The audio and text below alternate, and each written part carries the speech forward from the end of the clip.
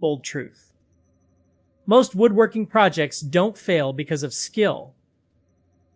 They fail because of tiny errors that quietly stack up until the whole build collapses. You measure twice. You cut carefully. You follow the diagram exactly. And still, something feels off. At first, it's barely noticeable. A joint that doesn't sit perfectly flush. A panel that's just slightly out of alignment. Nothing dramatic. Nothing that screams start over. So you keep going. You adjust. You compensate. You tell yourself it'll come together in the next step. But it doesn't. Because woodworking doesn't punish mistakes immediately. It compounds them. A 1/16 of an inch might seem insignificant on paper. You can barely see it. It feels safe to ignore. Easy to justify. But once that tiny deviation enters the build, it doesn't stay isolated. It spreads. That one imperfect cut affects the next measurement, which shifts the next joint, which forces a slight adjustment during assembly, which introduces stress into the structure. By the time you reach the final steps, nothing quite lines up the way it should. Drawers stick. Doors don't close evenly. Surfaces aren't square. And the frustrating part is, you did everything right. Or at least, it felt that way. This is where most people start questioning themselves. Maybe I rushed. Maybe I measured wrong. Maybe I'm just not good enough at this yet. But that's rarely the real issue. Because the visible mistake, the misaligned joint, the uneven frame, is just the symptom. The real issue isn't the error itself. It's the system that allowed that error to exist in the first place. Most woodworkers think precision is about being careful with tools. But in reality, precision is structural. It starts long before the first cut. It starts with how the plan communicates the build. Think about it. If a plan skips the exact order of assembly, you're forced to guess. And guessing introduces variation. If measurements are slightly off, even by a fraction, you're building on a flawed foundation. If the cut list isn't exact, every piece you prepare carries hidden risk. And if critical steps are vague or missing, you fill the gaps with assumptions. That's where the cascade begins.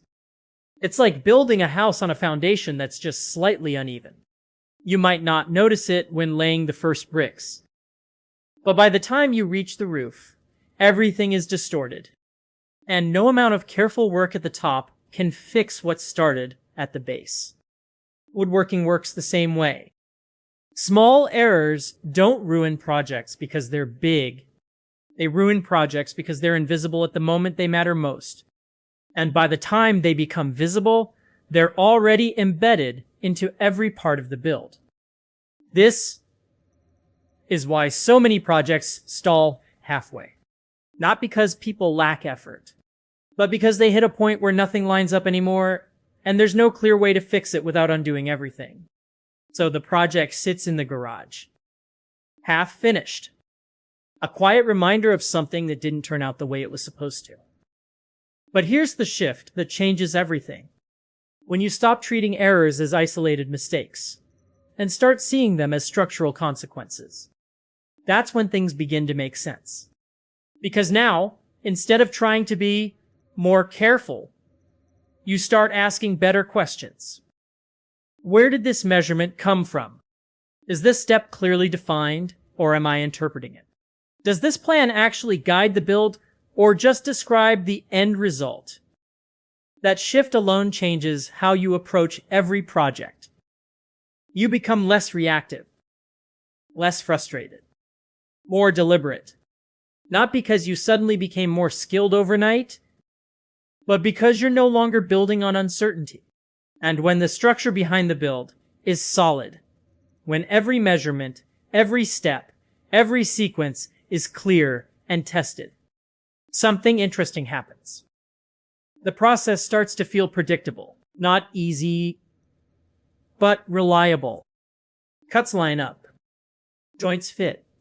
Assembly flows instead of fights you. And instead of constantly correcting mistakes, you're simply following a path that already works. That's when woodworking becomes what most people expected it to be in the first place. Not a guessing game. Not a test of patience. But a process you can trust. If you want to go deeper into how to recognize plans that actually support that kind of structure, there's a structured breakdown in the description. It walks through what to look for, what to avoid, and how to approach your next build with more clarity. And if this kind of breakdown helps you think differently about your projects, consider subscribing. More content like this coming soon.